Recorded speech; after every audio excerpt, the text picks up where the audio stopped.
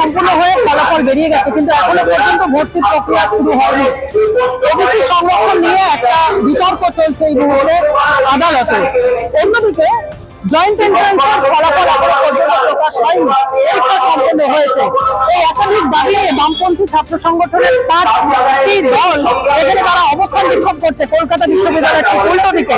এবং রাজ্য জুড়ে যে সমস্ত ছাত্রছাত্রীরা কিভাবে তাদের মেরিট লিস্ট অনুযায়ী কোন সাবজেক্ট নিয়ে পড়লে ভালো হয়, তারা কিভাবে ফর্ম ফিল আপ করবেন, তার জন্যই কলকাতা বিশ্ববিদ্যালয়ের ইউনিটের তরফ থেকে একটি হেল্প ডেস্ক করা হয়েছে।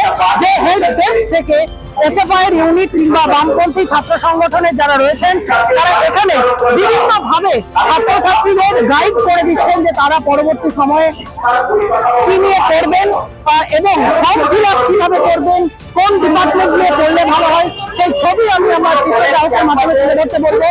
যে হেল্প ডেস্ক করা হয়েছে সেখানে সামগ্রিকভাবে একদিকে অবস্থান বিক্ষোভ করছে, অন্যদিকে সমস্ত ডকুমেন্টস নিয়ে এসে ছাত্রছাত্রীরা কিভাবে তারা ফর্ম ফিল আপ করবেন, কোন বিভাগে ফর্ম ফিল আপ করবেন, এই সমস্ত কিছু নিয়ে রাজ্যের শিক্ষা ব্যবস্থা আরো এগিয়ে যায় সেই দাবি নিয়ে লড়াই করছে বামপন্থী ছাত্র সংগঠন।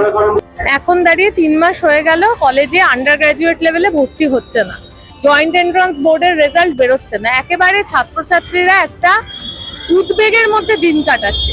এই সময় দাঁড়িয়ে আমাদের কলকাতা বিশ্ববিদ্যালয় এসএফআই এর আঞ্চলিক কমিটি তারা এই হেল্প ডেস্ক করছে। এই হেল্প ডেস্কে মূলত বহু ছাত্রছাত্রী রয়েছে যারা এই মানে গোটা ডিজিটাল ব্যবস্থাটাতে কি করে প্রপারলি অ্যাডমিশনের জন্য ফর্ম ফিল আপ করতে হয় সেটা সম্পর্কে সবটা জানে না। ঠিক সেই কারণকে মাথায় রেখে একদম কোনো সাইবার ক্যাফেতে যা যা খরচ লাগে সেসব খরচ বাদ দিয়ে একদম ছাত্রদেরকে তার নাম্বার অনুযায়ী কোন স্ট্রিমে বা কোন জিনিসে মাস্টার ডিগ্রি করতে বললে সে সুবিধা পাবে এই গোটাটা গাইড করে দেওয়ার জন্য ছাত্র বন্ধু হিসেবে পাশে রয়েছে এই হেল্প ডেস্ক।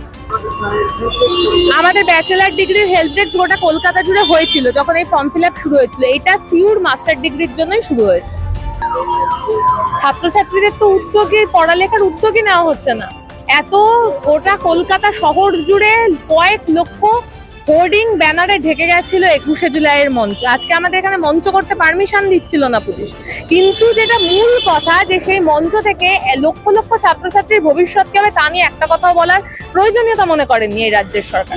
আসলে এই রাজ্যের সরকার লেখাপড়া, ছাত্রদের পড়ালেখার অধিকার সেগুলোকে সেকেন্ডারি মনে করে, গৌণ বিষয় মনে করে।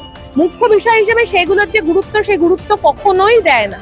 আমরা এই সময় দাঁড়িয়ে এই হেল্প ডেস্ক বিভিন্ন জায়গায় করি এবং করে আমরা একটা কথাই পরিষ্কারভাবে বলতে চাই, ছাত্রদের যে কোনো সমস্যা আমরা তাদের সাথে আছি। এই লড়াইটা তাদের একা লড়াই না।